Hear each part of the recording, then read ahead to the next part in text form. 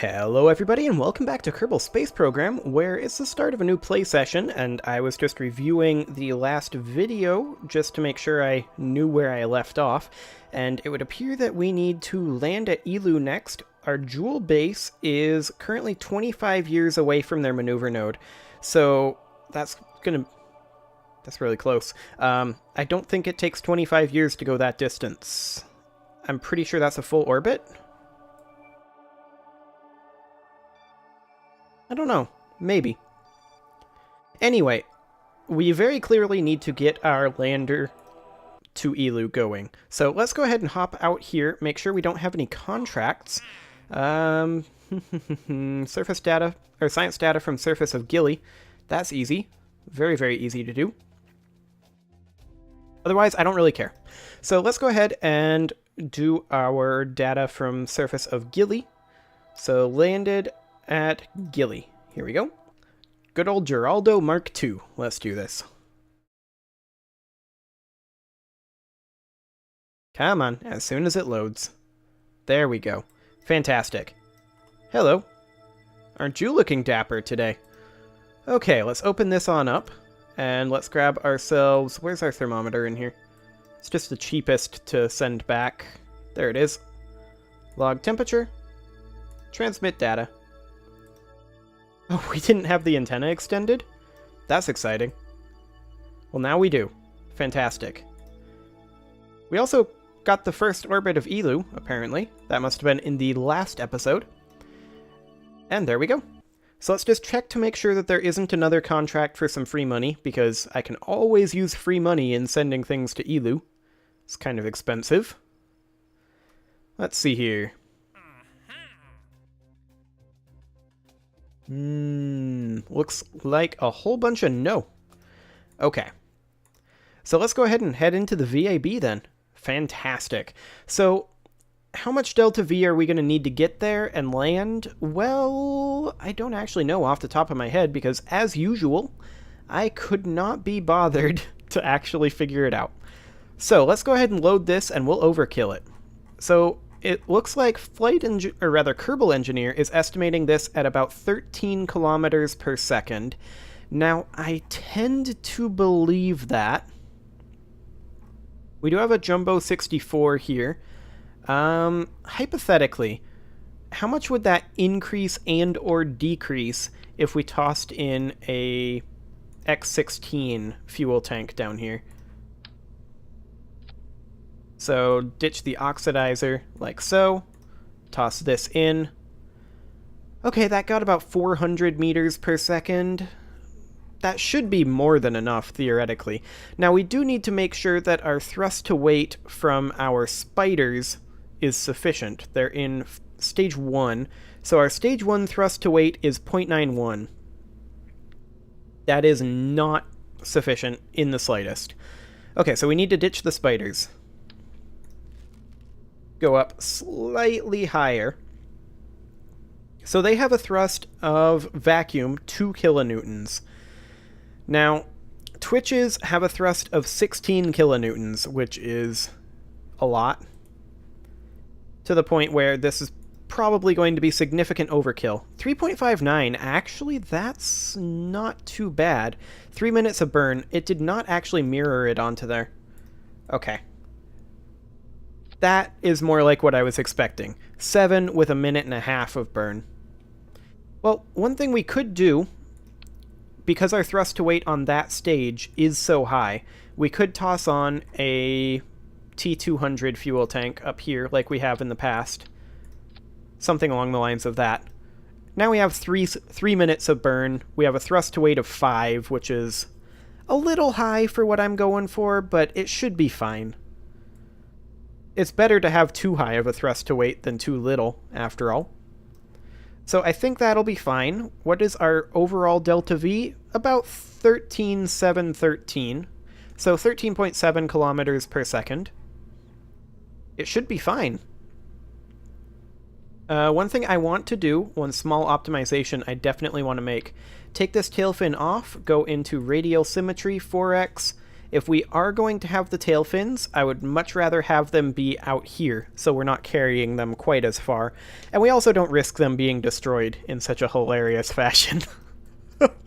Okay, so, what else can we optimize here? Are we good? I think we might be good. I just want to double check that we don't have any oxidizer in these tanks, and we do not. So that is great. Do we want a heavier lifter for our stage 5? Well, our thrust to weight is plenty high.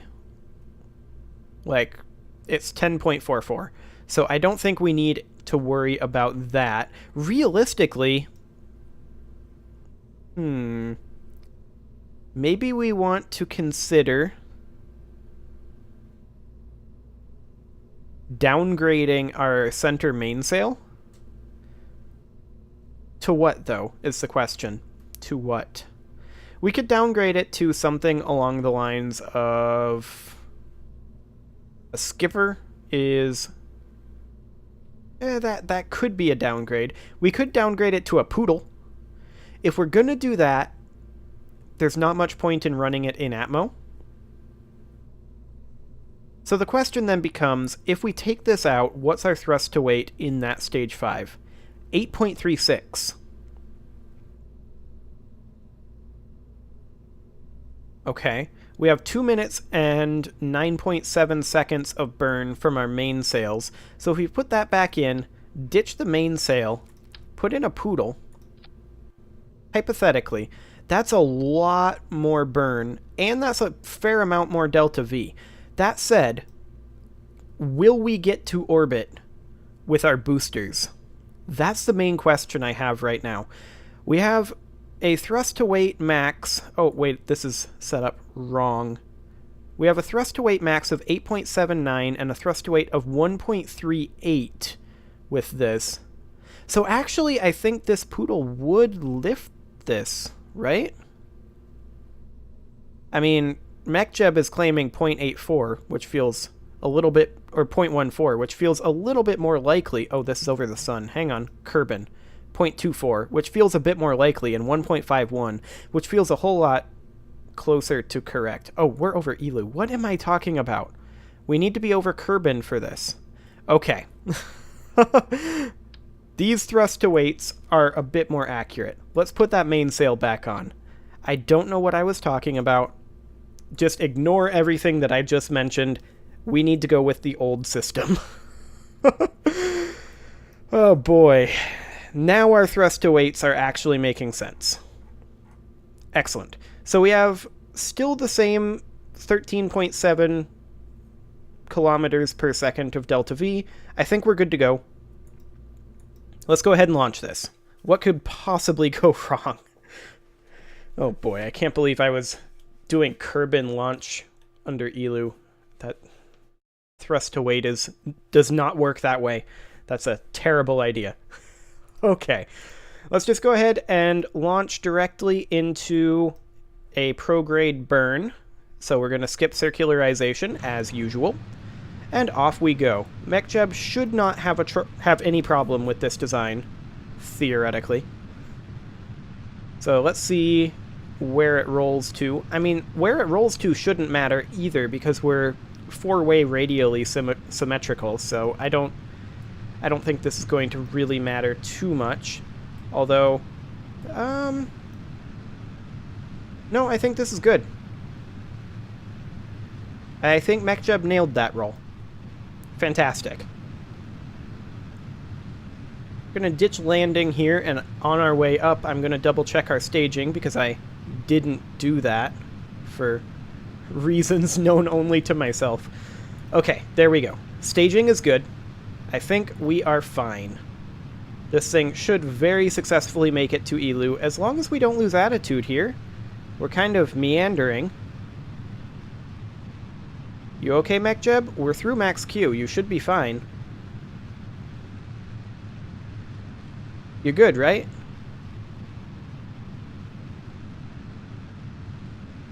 I think it's good. It is certainly meandering, and I don't like that. We're starting to accelerate pretty quick, but that's fine. Apoapsis height of 50 kilometers right now. And we're starting to go really quick now.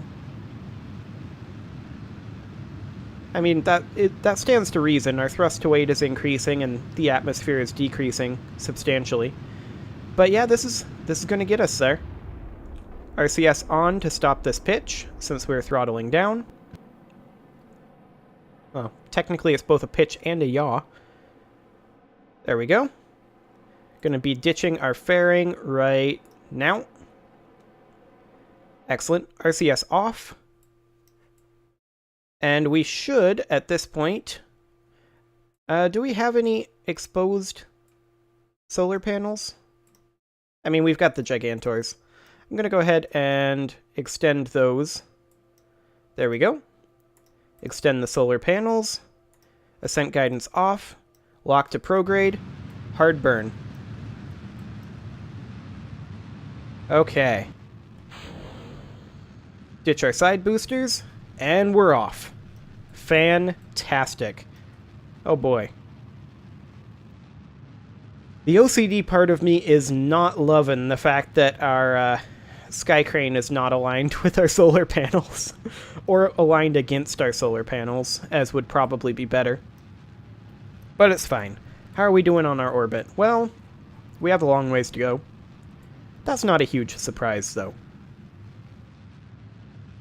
So we're going to continue burning prograde here until we get our apoapsis significantly higher. We need to break out of the Kerbal orbit, or Kerbal gravitational well, I guess.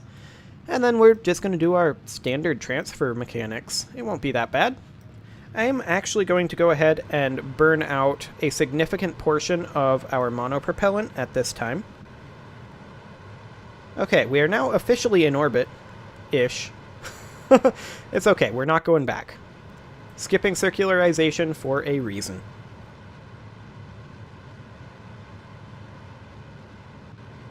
And yes, I'm not doing this with a maneuver node. I mean, if you've been watching this the whole way through, this is kind of par for the course. It's quite common. Okay. Gonna be cutting engines now and just very, very slowly pushing out. Okay. We're free. Fantastic. So let's go ahead and warp to right about here. There we go. Excellent. Goodbye, Kerbal. It was nice knowing you, I guess. So we still have 46.8 seconds of thrust in our primary booster stage, which is nice. 1,200 meters per second. That should be sufficient, theoretically, to align planes with Eeloo. We'll set Eeloo as our target.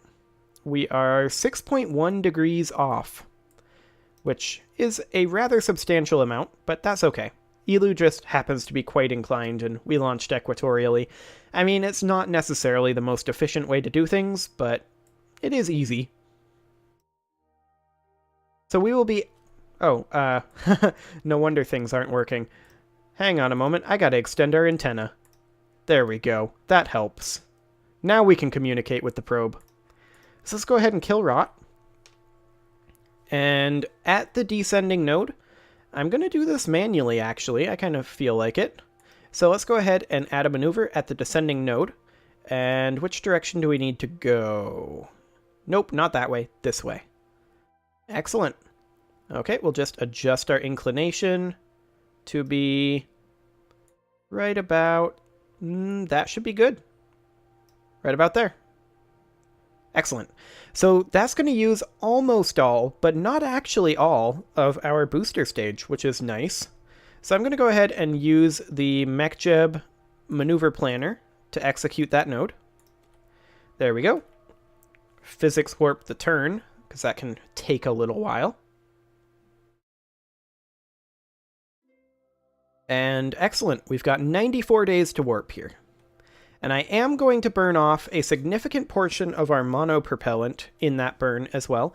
We really don't need the monopropellant anymore. The only reason I really bring it along is to stop that pitch upwards when Mechjeb cuts the engines during the ascent stage. And, I mean, technically I don't even need it there. And I definitely don't need as much as I bring. But I like to overkill things.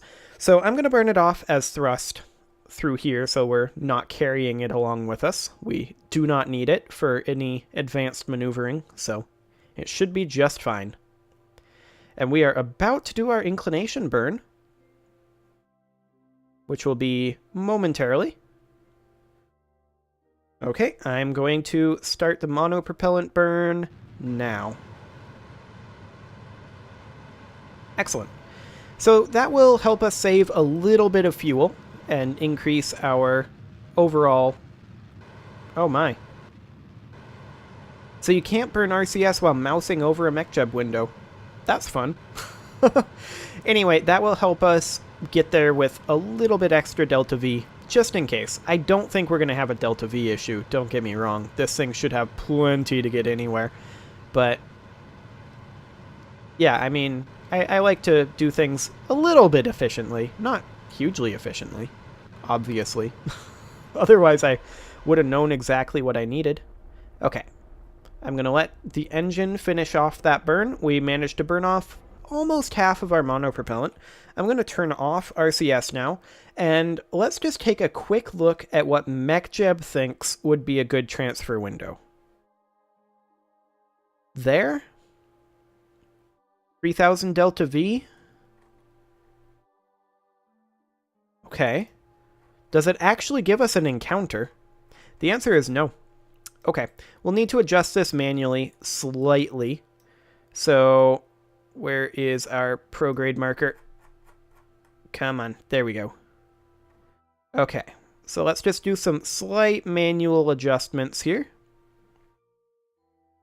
There's an encounter. Is it a good encounter? No, is the answer. It is decidedly not a good encounter. Okay, let's see about getting a bit more equatorial here. Whoa. Mechjeb? Come on back, Mechjeb. Or not Mechjeb, KSP. There we go. Okay. Okay, that's a bit more equatorial there. Can we get in a little closer? That's pretty close right there. Can we get in even closer? The answer is probably. What direction is Elu rotating is another answer I need to solve right now. And it would appear that Elu is rotating this direction. Okay. So if we're coming in this way, we're going to be going against the rotation of Elu. So I actually want to be going... Oh, that was too much. Come on back in. I actually want to be going this direction. There we go. That's a pretty good periapsis right there. Let's bring it up slightly to be a bit more equatorial.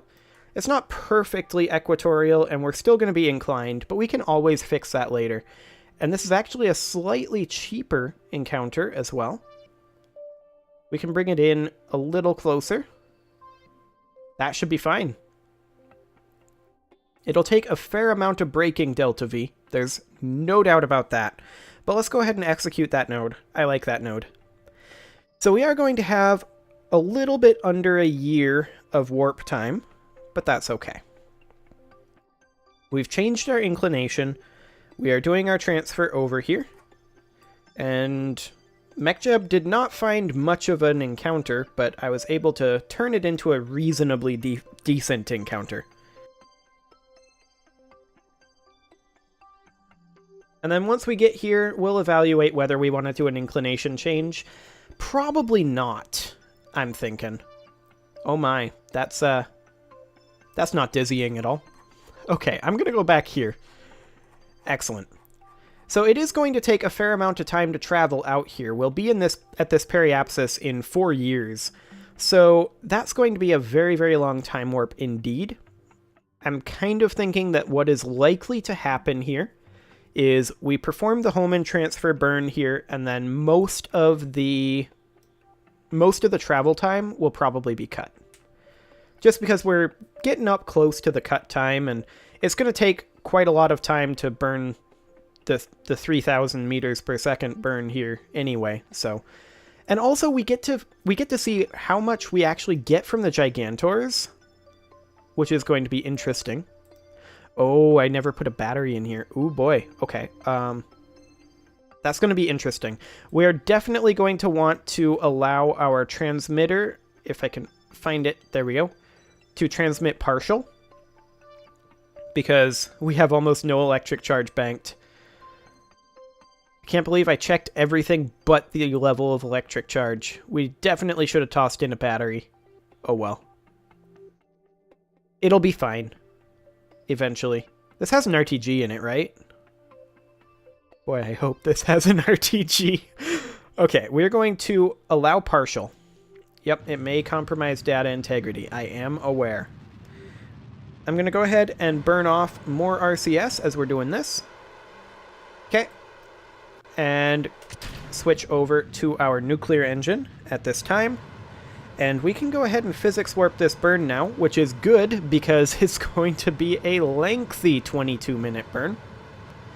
As soon as our monopropellant is burned out here, I'm going to check on our RTG status. Actually, I might be able to... Yeah, we've got an RTG in there.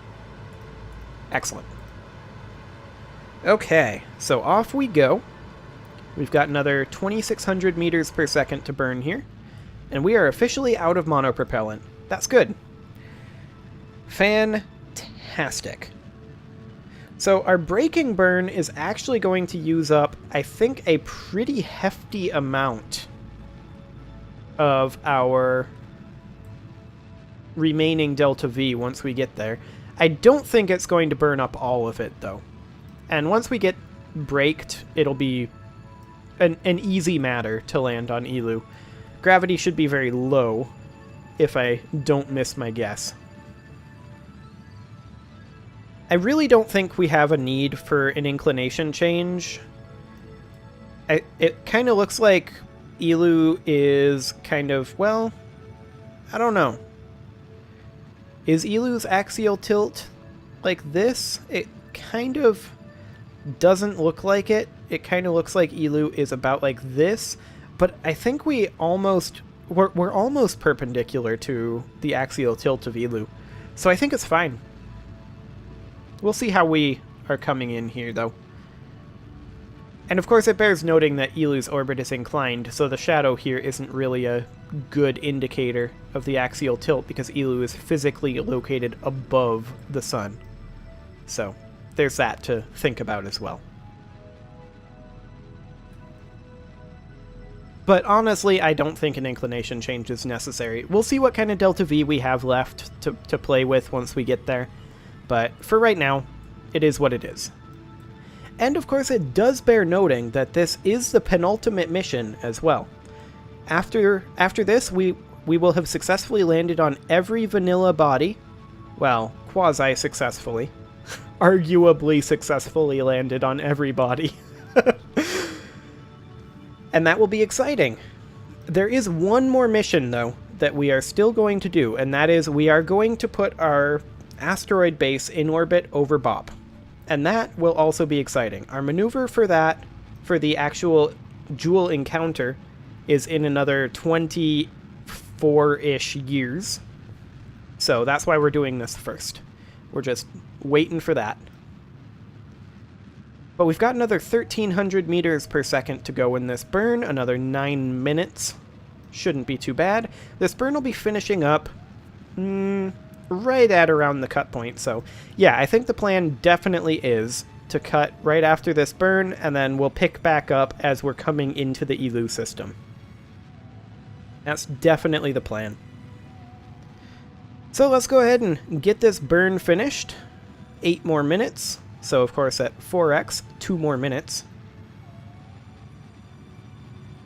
And then the real question is, just how much Delta V will this break take? We're coming in close. But we have a lot of time. Like, we have many days that will be in this encounter, so we have tons and tons of time to do this break. But if we end up having to use our Sky Crane to break, even with the X-16 fuel tank, I'm going to be sad. But I don't think we will, realistically. It was only a Delta V of like 3,000 to get there.